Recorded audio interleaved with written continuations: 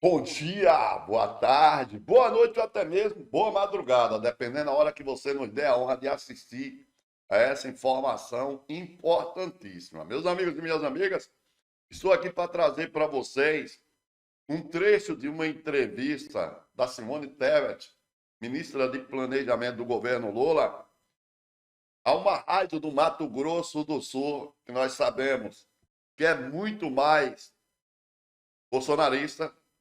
E ela responde a perguntas dos jornalistas sobre o governo Lula, sobre a questão eleitoral, dando show. Ela defende o governo e diz que tem dignidade e está com o governo Lula para o ano que vem. Vamos fazer o seguinte?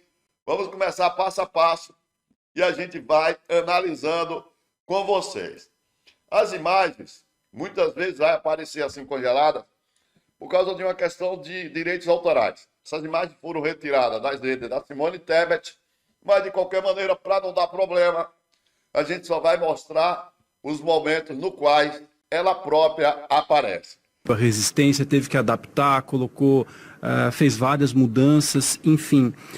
O senhor acha que o governo, esse mandato atual do presidente consegue equilibrar as contas públicas? E a gente sempre faz aquele exercício, o cidadão, ele tem a obrigação de equilibrar as suas contas em casa, porque não tem outra forma de sobreviver, a não ser viver bem saudável, senão ele vai falir. O Estado, muitas vezes, parece o Estado como um todo, que tem uma dificuldade enorme de enxugar gastos, de fazer esse ajuste. O que está acontecendo nesse momento?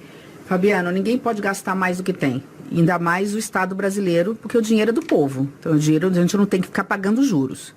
Mas sendo aqui, até por honestidade intelectual, nós pegamos um déficit primário no Brasil, assim, sem precedentes. Então, nós chegamos a ter um déficit de quase 3% do PIB. Hoje nós estamos quase que zerando esse déficit, ou seja, nós estamos conseguindo praticamente gastar apenas o que arrecada, coisa que não aconteceu no governo passado. E eu, de novo, não vou aqui polemizar. Nós tivemos uma pandemia, desestruturou a máquina, só que no final, para fechar as contas, Paulo Guedes, o ex-ministro, ele teve que fazer maquiagem. Ele teve que fingir que não estava gastando. Ele empurrou o precatório, né, deu calote no pagamento de precatório. Não vamos pagar precatório para não ficar no final do ano no vermelho, para não falar que a gente está gastando mais do que arrecadar. Teve a questão do combustível. Teve a questão do combustível, que prejudicou os estados brasileiros. Então, teve uma maquiagem. E não estou dizendo que tinham que não fazer, estou contando fatos. Eu estava lá, eu era senadora da República. Agora, nós não estamos fazendo, é tudo com muita transparência. Nós estamos diminuindo o déficit. Agora, decisão, e eu sou fiscalista, então eu cuido do orçamento e falo, ó, não vamos gastar mais do que arrecadamos. Agora, fazer política fiscal e orçamentária no Brasil não é responsabilidade de um poder só, é responsabilidade de dois: Congresso Nacional e Executivo, ou seja, Legislativo e Executivo. Quando a gente mandou algumas medidas de contenção de gastos, olha, até aqui tem ralo, aqui tem água vazando por esse ralo e etc., o próprio Congresso reagiu. Falou, não, isso aqui a gente não aceita economizar. Agora, a boa notícia, então vamos falar de coisa boa, o próprio presidente da Câmara e o presidente do Senado falaram, não, nós queremos discutir os gastos tributários. Mandem medidas de contenção de gastos, para a gente não ficar pagando juros, para que a gente possa diminuir os juros, a taxa Selic e daí por diante. Então, nós vamos mandar mais um pacote semana que vem para o Congresso aprovar. Entre eles, uma briga que eu tenho de muito tempo, que é em relação às renúncias fiscais. Sabe quanto que a gente dá para setores? Não estou dizendo se deve ou não, alguns têm que continuar. Para os setores, o setor do agro, que é o meu, o setor do comércio, o setor da indústria, enfim, Zona Franca de Manaus, o DF, que tem um fundo específico, o Distrito Federal, quase 800 bilhões de reais, não são milhões, que deixam de entrar nos cofres públicos. O que eu quero dizer para quem está nos acompanhando?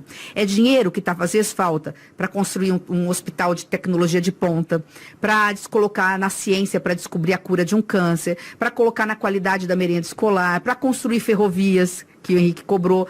Então, a renúncia, ela tem um custo. O governo brasileiro não ter dinheiro para realizar o sonho das pessoas. Então, sobre esse aspecto, a gente tem que todo ano rever. O que era bom de incentivo fiscal, e era, às vezes, há 30 anos atrás, agora não é mais. Então, o Congresso está compromissado com isso. A única coisa que eu queria finalizar é o seguinte, e de novo, né, o pobre não consegue chorar. Ele não consegue, ele não tem canal aberto, direto do celular, do presidente da Câmara, do Senado, do presidente da República, da ministra. Então, quem briga hoje são os grandes lobbies. Né? A população que está lá trabalhando, tendo que ganhar o pão nosso de cada dia, ele não consegue gritar. Então, o que acontece? Quando mexe com alguns setores, esses setores gritam.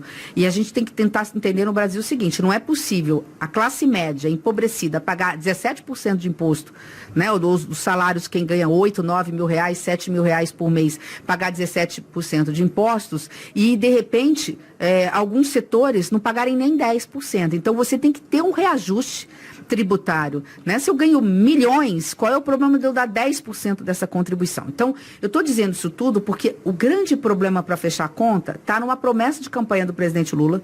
Independente de você ter votado nele ou não, numa democracia você tem que respeitar quem se elegeu e as promessas que um presidente fez, ele tem que cumprir. E uma das promessas do presidente foi, eu vou isentar de imposto quem ganha até 5 mil reais. Quem ganha até 5 mil reais vai estar isento do imposto de renda. Hoje é 3 mil, um pouco menos que isso. E vai ter ainda uma diminuição do imposto de renda quem ganha entre 5 e 7 mil reais. Ah, mas eu não concordo. Não interessa. Foi o projeto vencedor. A gente tem que aceitar ganhar e perder numa democracia. Então, quando o presidente fala, eu vou isentar, e mandou o projeto, ele causa um problema para mim, enquanto ministro do Orçamento. Para isentar, eu vou deixar de arrecadar quase, 30 bilhões de reais. Como é que eu supro essa deficiência? Que a forma inteligente é revendo gastos. Só que é fácil falar. A hora que você vai pedir voto no Congresso Nacional, é difícil quem queira rever. Aliás, eu não tenho que aumentar imposto. O povo brasileiro paga muito imposto, de um modo geral. Agora, há um setor ou outro que ainda não paga imposto no Brasil. Então, esse é o ponto, ministra. Bom, primeiro ponto seria... A senhora falou em 800 bilhões de renúncia, mais ou menos, é isso, né? De renúncia fiscal, né? Incluindo os creditícios e financeiros. O déficit hoje, anual, seria 10% disso? Não, o déficit é muito menos hoje. Muito menos que isso? Hoje, o déficit, até pela lei hoje do arcabouço, hoje o déficit do Brasil não pode passar de 30 bi por ano. 30 bi por ano. 30 bi por ano. Ou seja, eu preciso de 5% disso aí. Não esquece, não. Já mete o dedo no like. É top demais. Fala, Simone Tebet. O presidente na reeleição com um governo que anda desgastado nos últimos tempos. As pesquisas também mostraram uma rejeição a Lula de forma mais intensa nos últimos tempos. A senhora, como ministra de uma pasta importante, hoje a senhora diria que ele tem condição ou a chance dele de reeleição diminui hoje? Primeira pergunta que me fazem, mas o presidente Lula está com saúde? Olha, eu não sei se aos 60 eu vou ter... Estou falando assim, como alguém que não é apaixonada. Eu não sei se aos 60 eu vou ter a energia que o presidente Lula tem hoje aos 78 anos. É uma coisa impressionante. Acho que está na veia, gosta mesmo, e por isso que tira energia, sabe-se lá de ontem.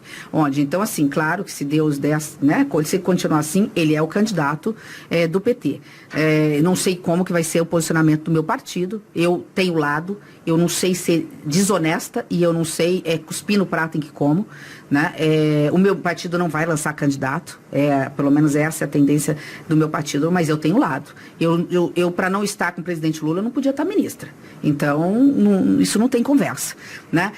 Agora, já participei de muitas eleições para ver o seguinte, gente, com esse mundo aí cada vez mais veloz, né? O mundo fluxo que eles falam, né? Sem precedentes. Está muito longe. Isso aqui é uma mera fotografia.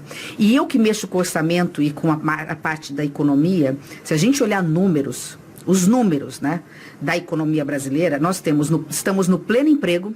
Nós nunca tivemos tanta gente empregada, inclusive com carteira de trabalho. Nós estamos com queda com os neném dos jovens que nem estudam nem trabalham por causa do pé de meia, que foi um projeto que o presidente Lula se comprometeu comigo, era o meu poupança jovem da minha campanha, e ele colocou agora em prática. A gente está com crescimento do PIB por 2 anos consecutivos e esse ano vai surpreender de novo. Então a gente olha a economia brasileira como um todo, a gente está com um cenário que é um cenário que elege qualquer presidente.